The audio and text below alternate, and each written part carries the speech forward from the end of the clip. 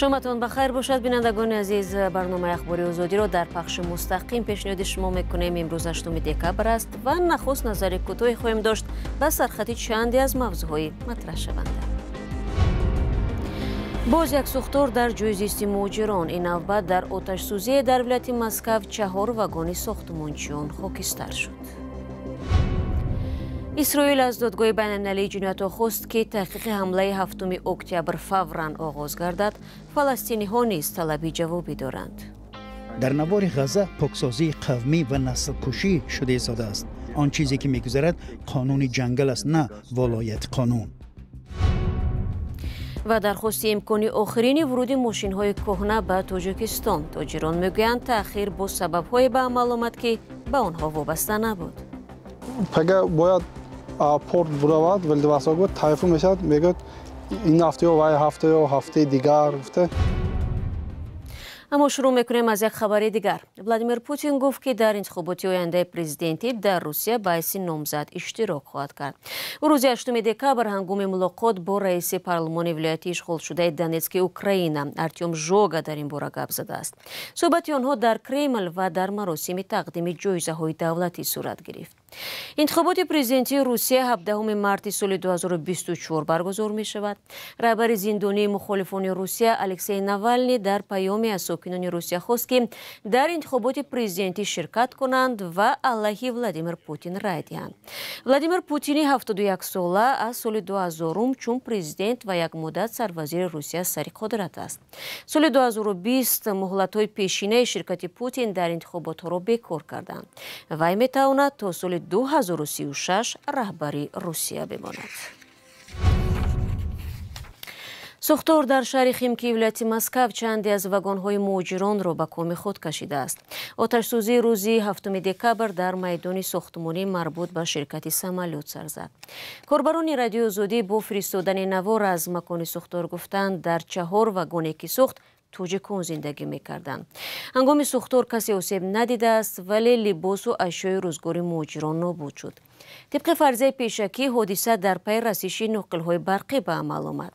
در روسیه بیش از 1 میلیون مهاجر توجیک کار و زندگی می‌کنند. بسیاری از آنها در جای‌های به سر می‌برند که بی‌خطر و برای زندگی امن نیست.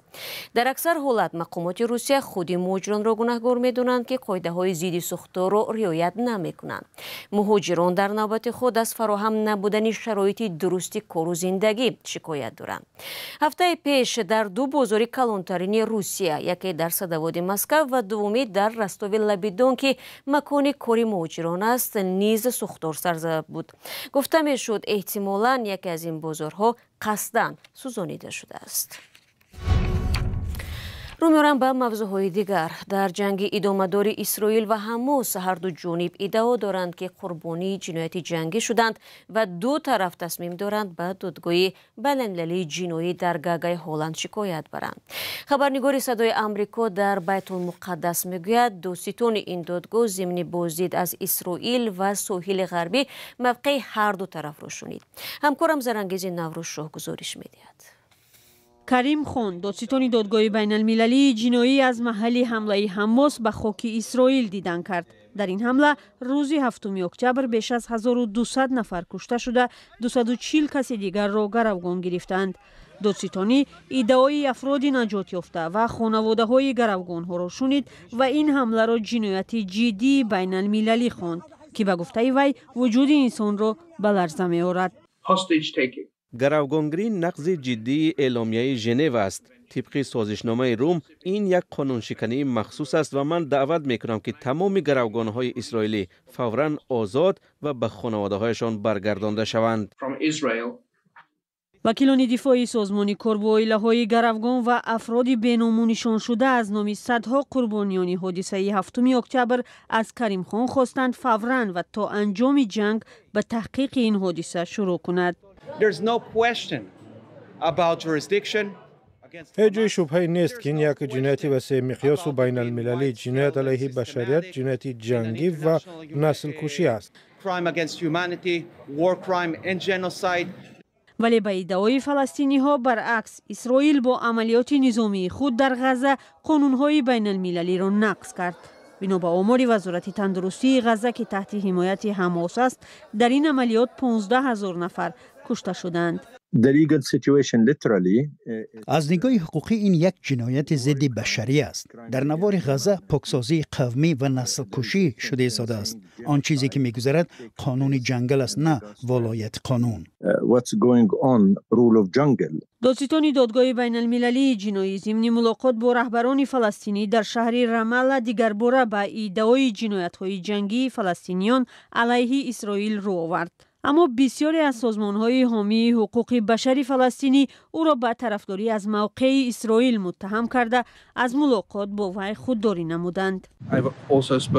من همچنین با افراد صحبت کردم که عائله، نزدیکان، فرزندان، همسر و والدان خود را زیر خرابه‌های غزه از دست دادند. قانون این آرایش کسمتیکی نیست که آن را صرف نظر کرد. این یک طلبات قطعی است که باید رعایت شود. در برابر بررسی پرونده نزدیکان قربانیان اسرائیلی در دادگاه بین المللی، در دادگاه‌های نظامی اسرائیل هم تقریبا 900 جنگجوی حماس را که روز 7 اکتبر بازداشت شدند محاکمه خواهند کرد. بینندگان گرامی، در این فرصت برنامه پره از بحث گپی آزاد رو میبینیم که این هفته در آن مسئله برابری مردم و منصبداران در نزد قانون بررسی شد. آیا در تاجیکستان در نزد قانون همه برابر هستند؟ چی منصبدار و دارا یا نادار و فقیر، یا به قول مردمی صاحبدار و بی‌صاحب؟ با این سوالها سیفالله سفرов سیاستشناس شناخته از دوشنبه و جمشید یورف وکیل دفاع از اروپا پاسخ دادند. البته موافق کنستیتوسیای جمهوری تاجیکستان و موافق قانون‌های جاری همه شهروندان در تاجیکستان برابر حقوقند. برابر حقوق بودند و در عمل تطبیق شدن همین قانون‌ها نه همه وقت میسر میشود.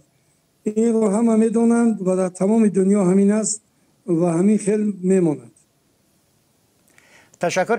محترم جمشید یورف، این سوال رو میخوام از شما پرسم که تا کجا همین بند 17 کنستیتوسیای تاجیکستان رعایت میشود، تا کجا در سود یا دادگاه همه را، چه منصبدار و بی منصب و یا ثروتمند و کم بیزاد را به یک چشم میبینند و یا یکسان مناسبت میکنند؟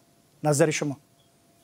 تشکر زیاد که با برنامه دعوت کردید و چنین سوال گذاری کردید.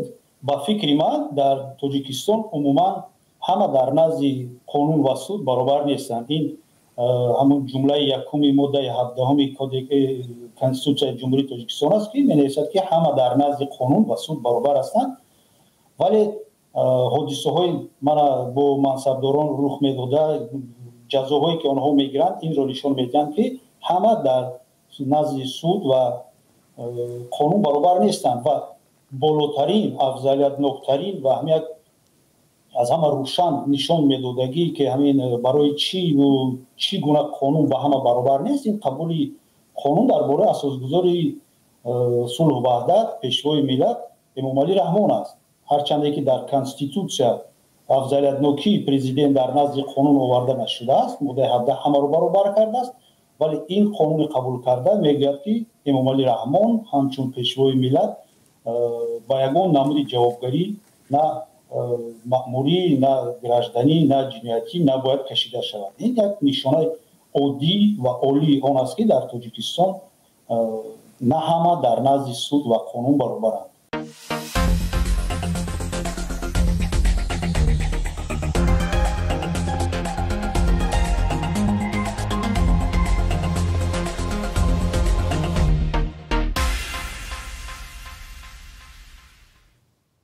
دوستان مهربان، برنامه گپی آزاد صبح یک شنبه در وبسایت رادیو آزادی ساعت 12 به وقت مسکو و ساعت 14 به وقت دوشنبه در همین کانال آزادی ویدیو در یوتیوب نشر می شود.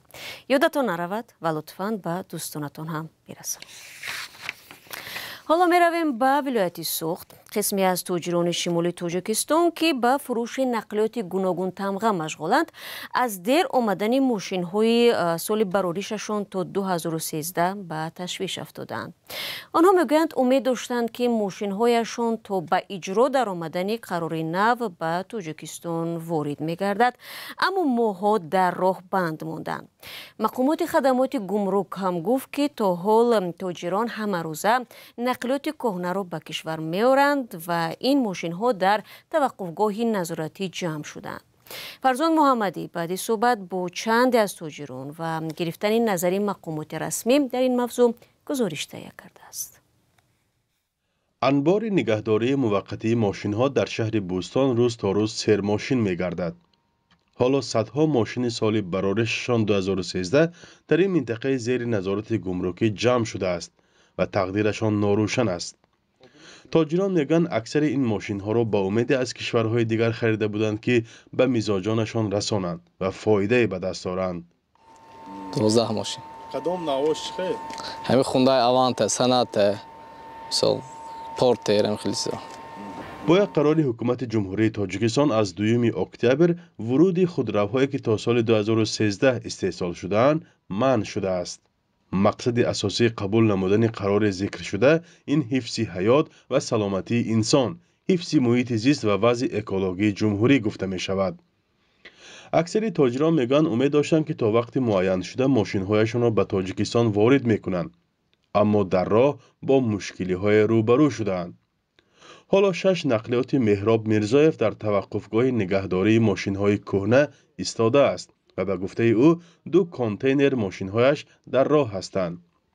حساب می راه دیگه میرو سو کده تایفون میشد پگه باید پورت برود ولی واسه گفت تایفون میشد میگه این هفته و هفته دیگر گفته به قفا میمونه. یک ماه مثال ایران بمیستد، مثال این تماشا بمیستد، راه به حساب همون 5-6 ماه 4 ماه بام دست. 25 ماشین حسن‌الدین هم در توقفگاه موقتی ایستاده است. آنها را به قفا بردن نمیتواند.